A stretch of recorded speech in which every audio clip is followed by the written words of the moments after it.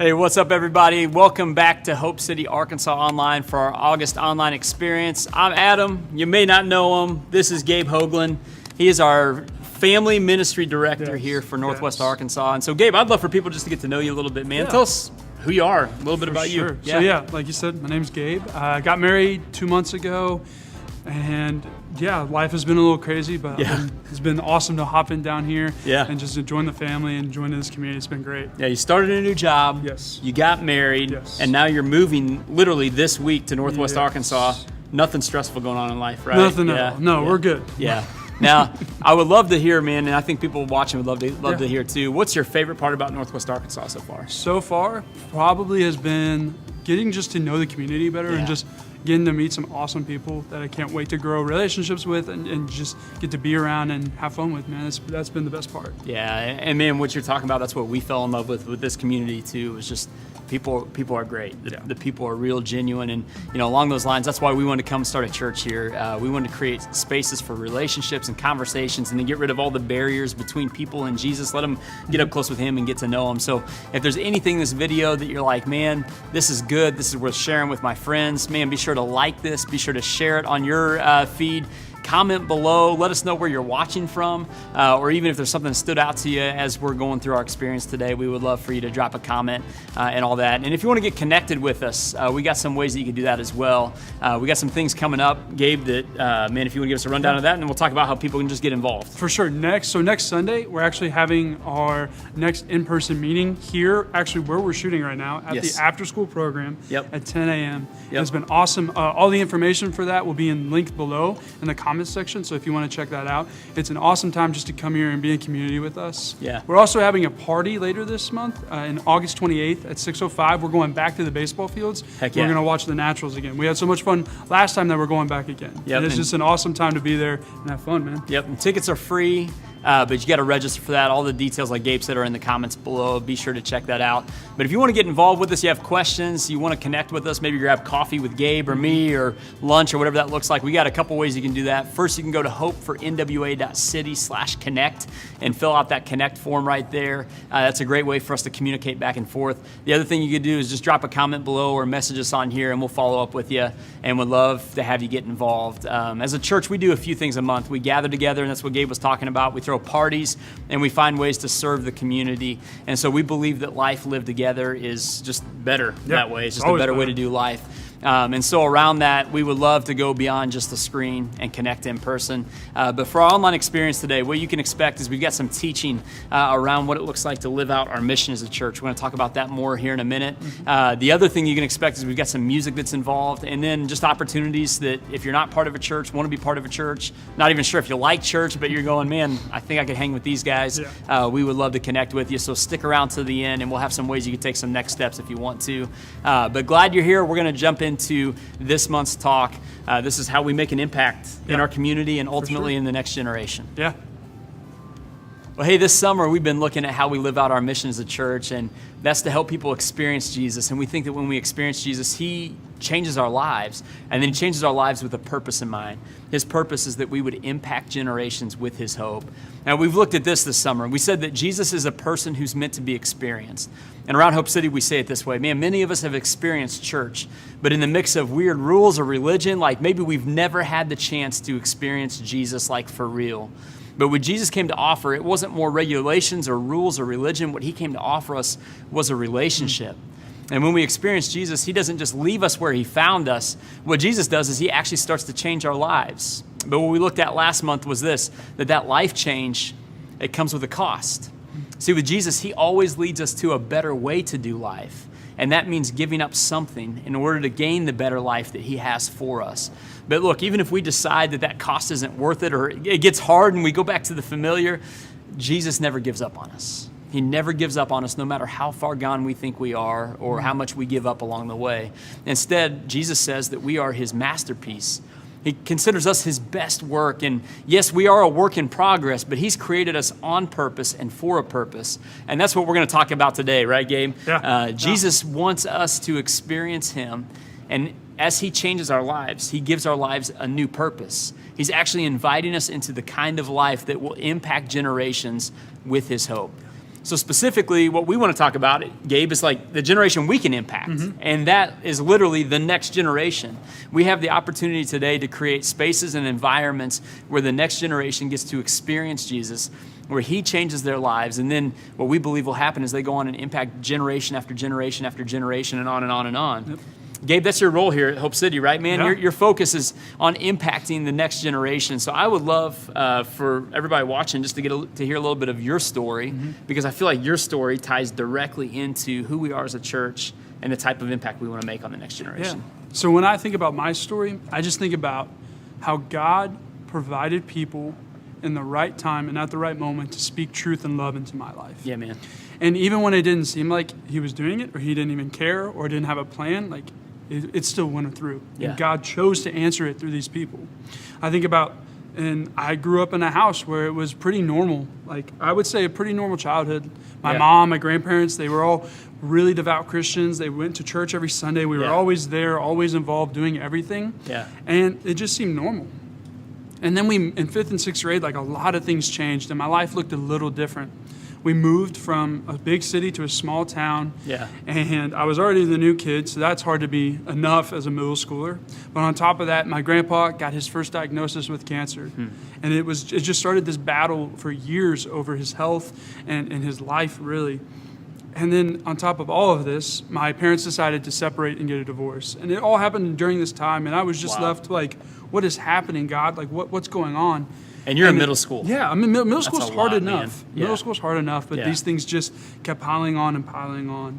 And then even going in, I just decided, you know what? I'm going to lean into what God has. I'm going to be super involved. I'm going to get back into it. I'm going to go to youth group all the time and just pour myself into the church. And what happened was my situation didn't really change. Yeah. Like, it felt like no matter what I was doing, it didn't matter. So like your grandpa's still sick, parents are still divorced. Yes, nothing changed. So I just decided, you know what? I'm just going to go the opposite way.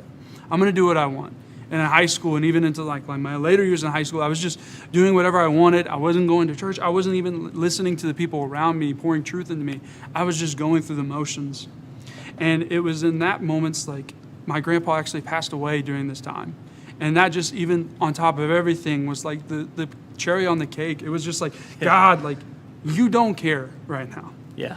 And through a bunch of people coming into my life, and a lot of people speaking truth and stepping out in faith, I realized that God did have a plan. Yeah.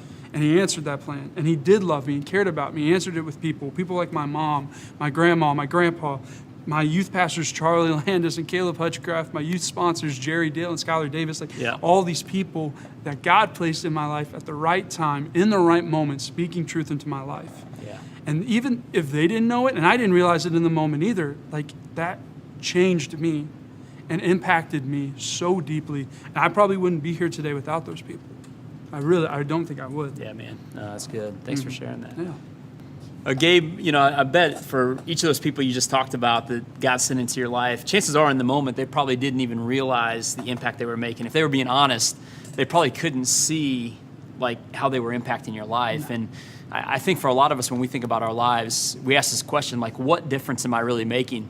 I think about people like in my stage of life, parents with kids, like, what difference does it really make when I change a diaper for the 1,000th time, or I wipe another poopy butt, or answer more questions like, Dad, why did God make mosquitoes? I don't know. Ask him one day, right? That's a great question. Yeah, I know. Yeah. And even like people who are influencing the children, this next generation, specifically teachers, like, especially in the year that we had, like, I know a lot of them are wondering, like, am I really making a difference when I'm teaching these kids remotely or who aren't even in school? Yeah. And are these tests even mattering when it comes to, like, the impact I'm having on these kids? Yeah.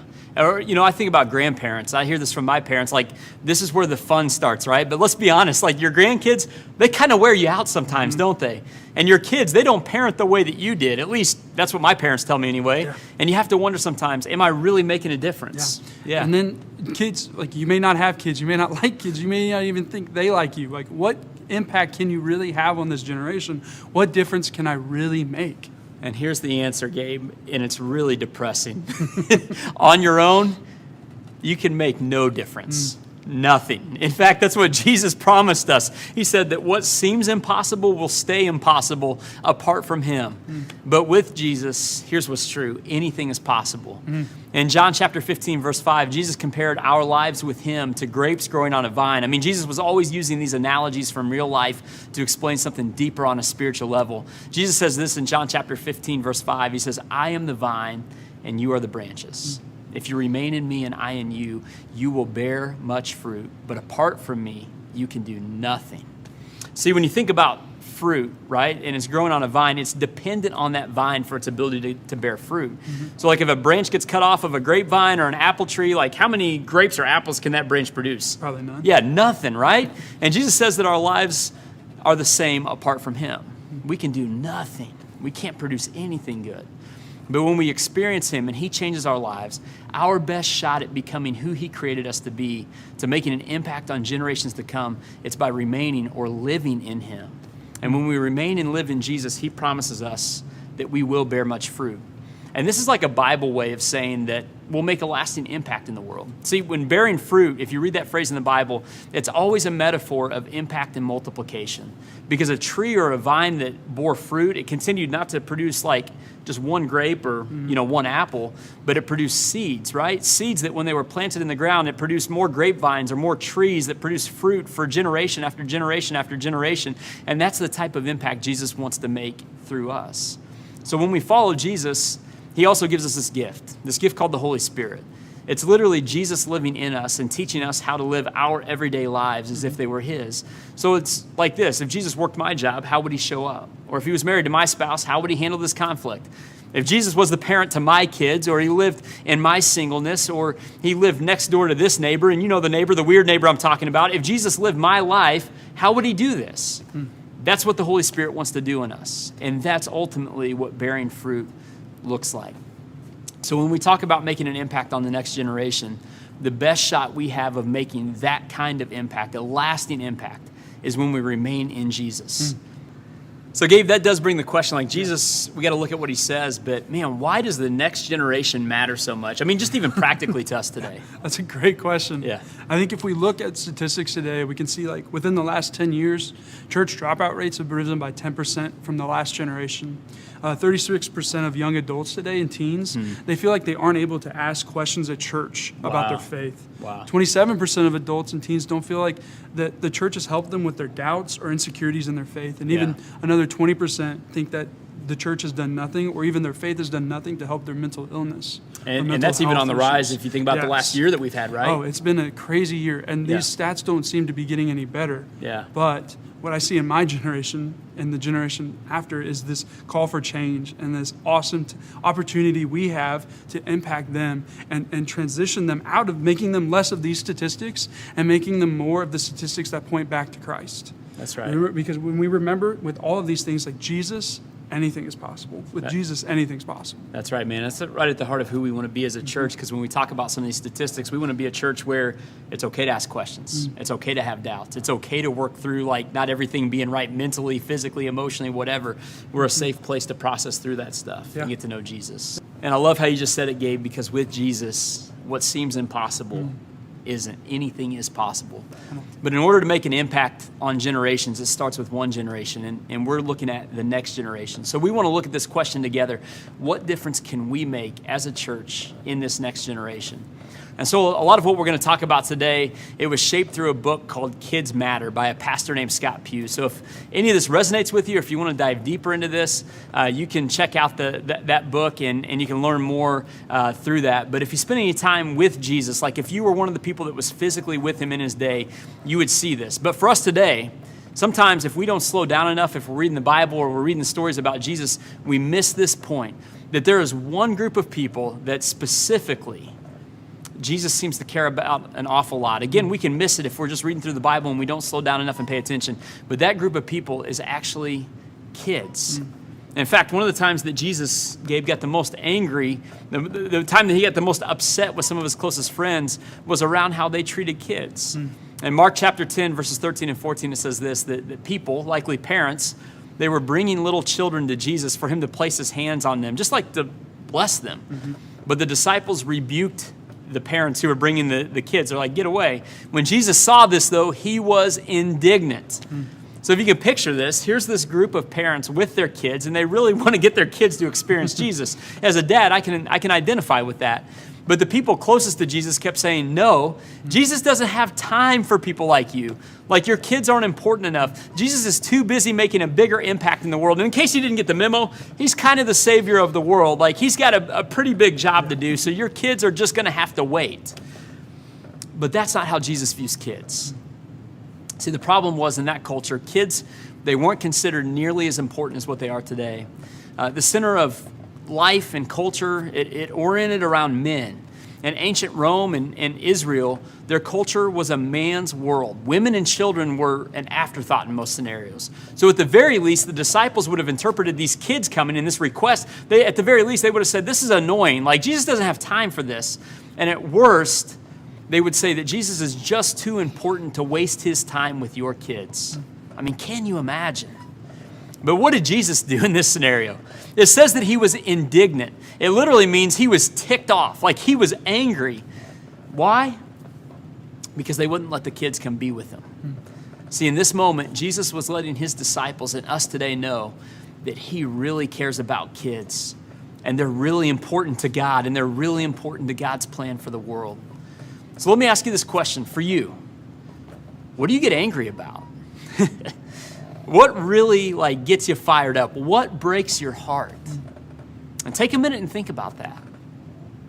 Because the starting point of passion, of wanting to see a difference in the world, of wanting to make an impact that lasts for generations, that thing that fires you up, that thing that wakes you up in the morning, that passion inside you, that's where Jesus may just want to use you and work through you to make an impact on generations to come.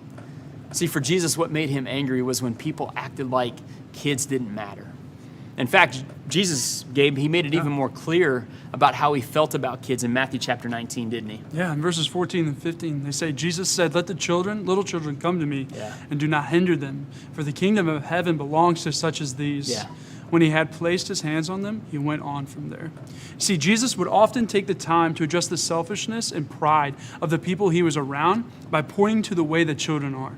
The fact that they so humbly trust and serve the people above them.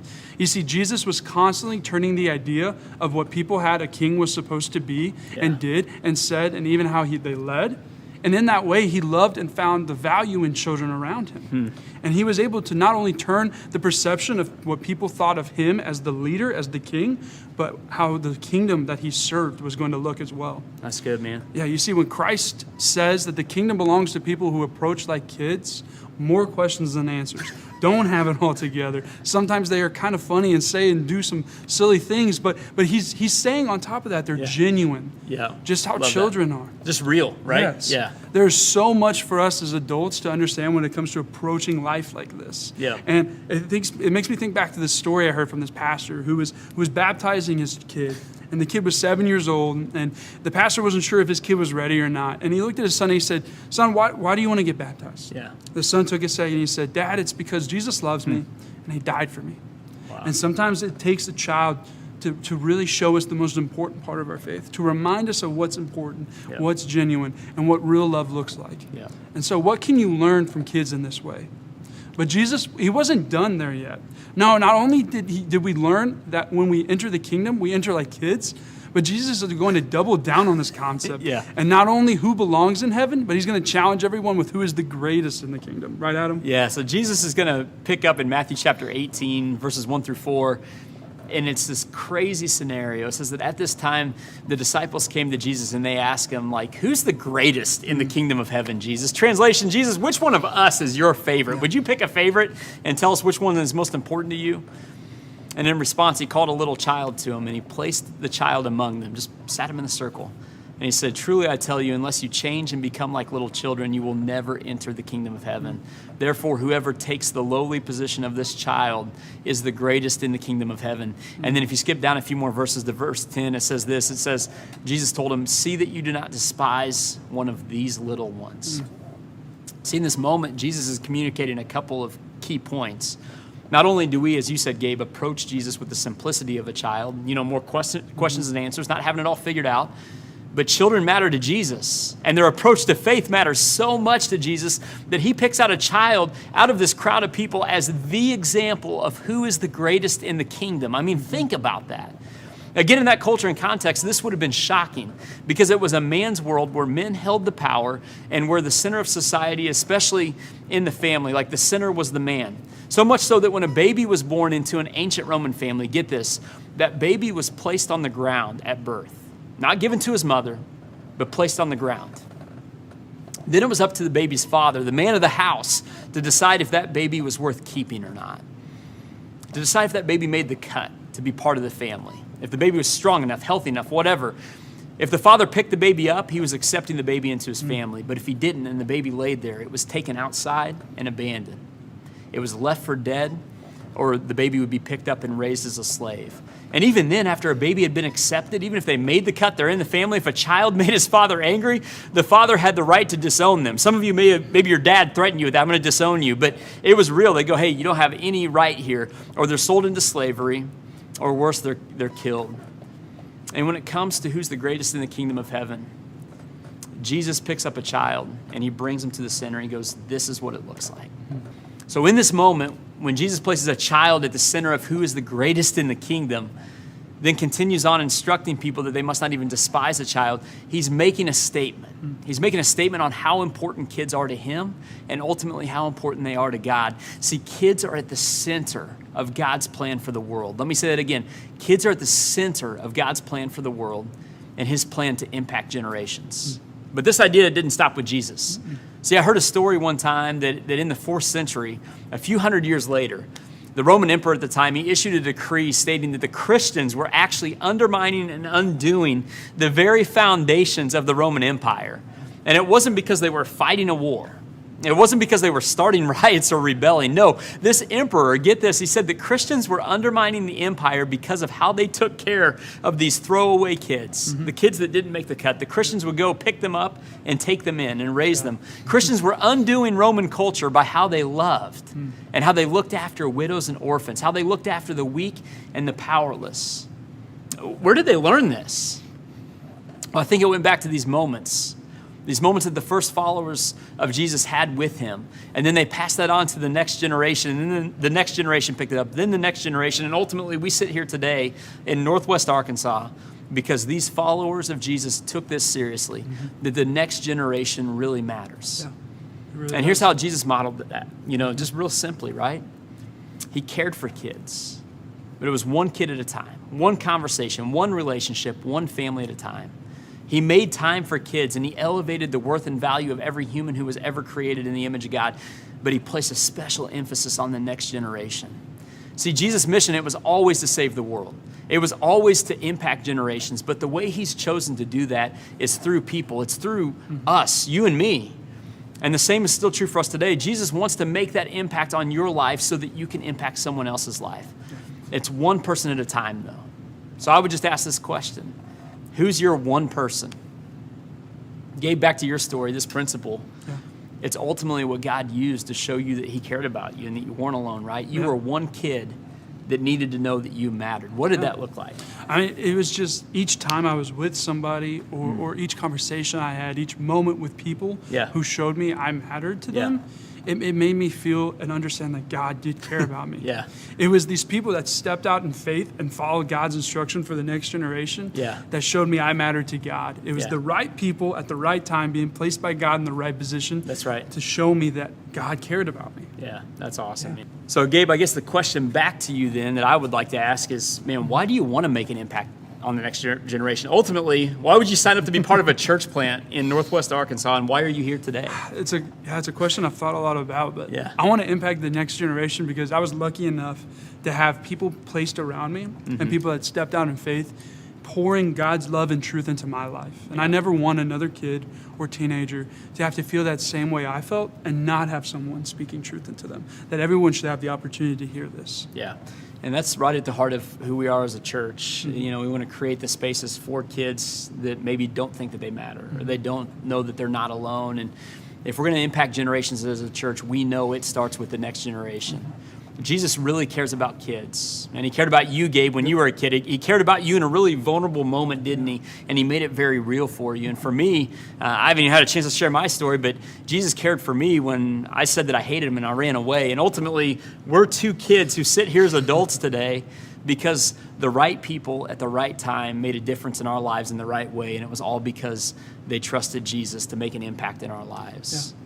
And so needless to say, as a church, man, we really care about the next generation. Yeah, so back to our question, how do we impact generations? Well, we said it starts with the next generation. And how do we impact the next generation? Yeah.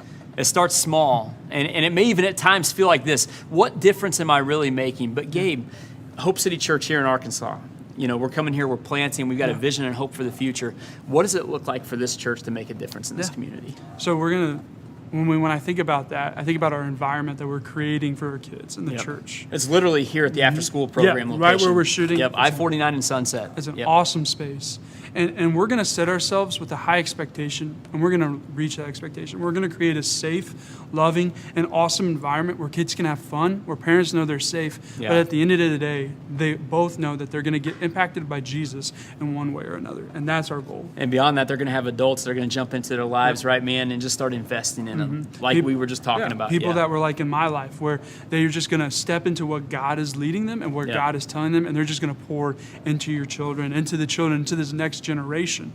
And even beyond that, we want to make an impact in this community. And so one of the ways that we do that is serving schools. Like our approach is we want to influence the influencers. We want to impact the teachers and the staff and the principals and the administrators who are with kids every single day. We're actually forming a partnership with Tyson Elementary, and we're doing some landscaping and things like that for them. We also have an opportunity coming up in September, and we're going to get more information your way on this as we get closer to the date. But one of the things we're learning about this community is tons of kids go home and they don't know where their next meal is going to come from, especially at the end of a school week. Like they go home on the weekends and they don't know if there's going to be food there. It's called food insecurity, and it's a big deal in our community. And so we're going to partner with an organization called the Samaritan Community Center, and we're going to have the opportunity to pack some meals to make sure every kid knows that they're noticed and that they're cared for and that they're loved and that they're fed on the weekends. Yeah.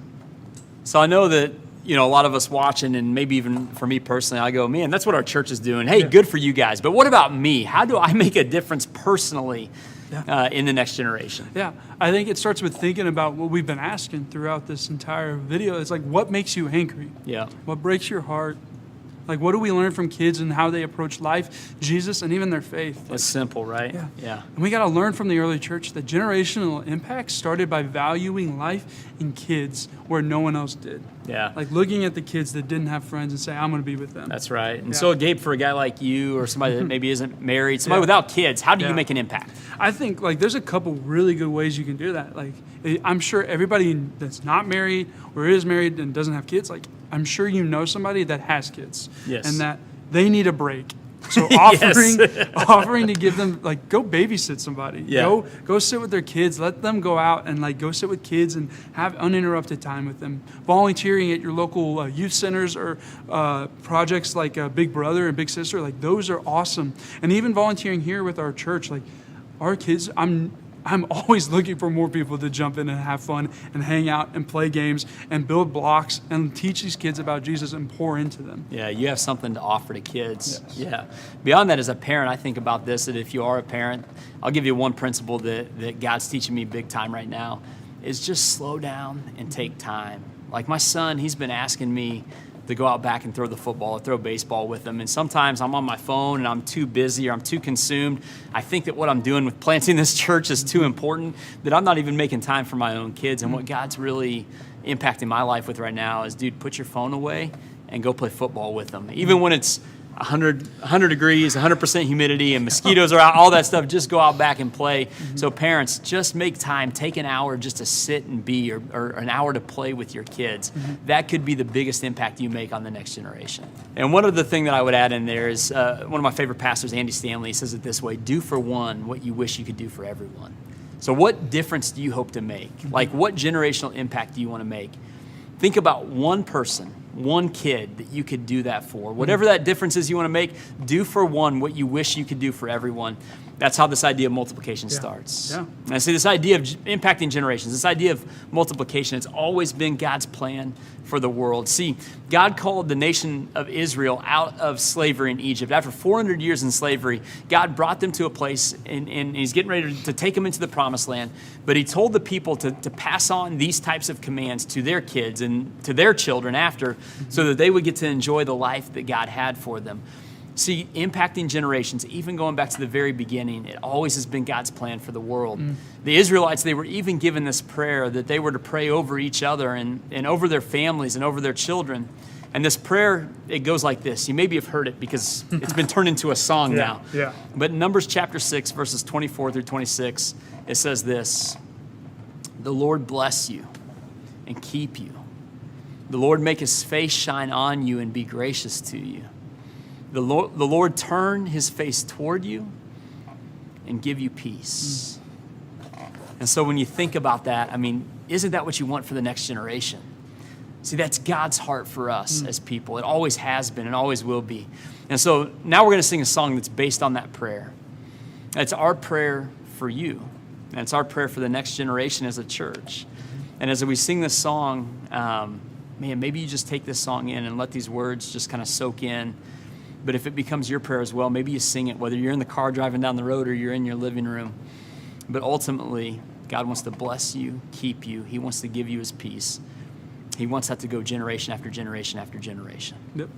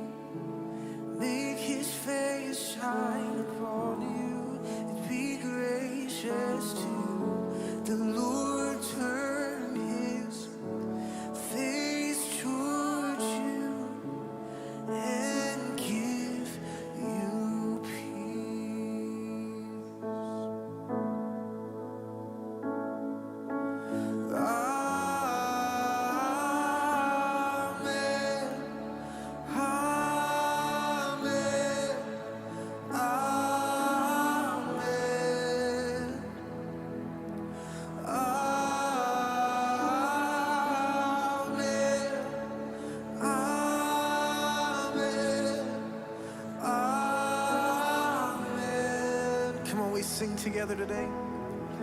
The Lord bless you and keep you, make his face shine upon you, and be gracious to you. The Lord turn his face toward you and give you peace. Come on, we respond together today as we sing.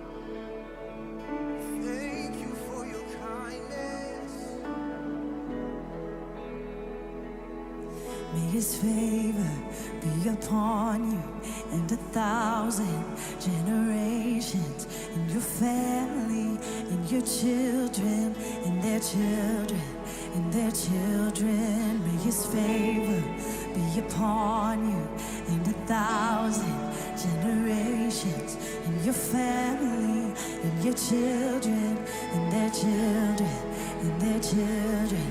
May His favor be upon you and 1,000 generations, and your family, and your children, and their children, and their children. May His favor be upon you and 1,000 generations, and your family, and your children, and their children, and their children. May His presence go before you and behind you and beside you, all around you and within you. He is with you. He is with you in the morning, in the evening, in your coming and your going, in your weeping and rejoicing. He is for you. He is for you. He is for you. He is for you. He is for you. He is for you. He is for you. He is for you. Come on, every voice. Oh,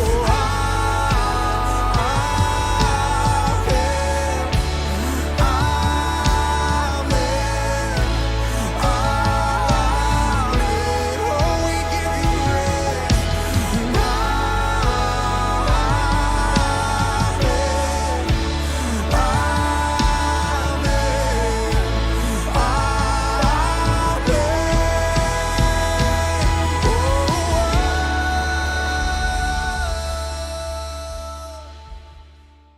Hey, thanks again for being here today.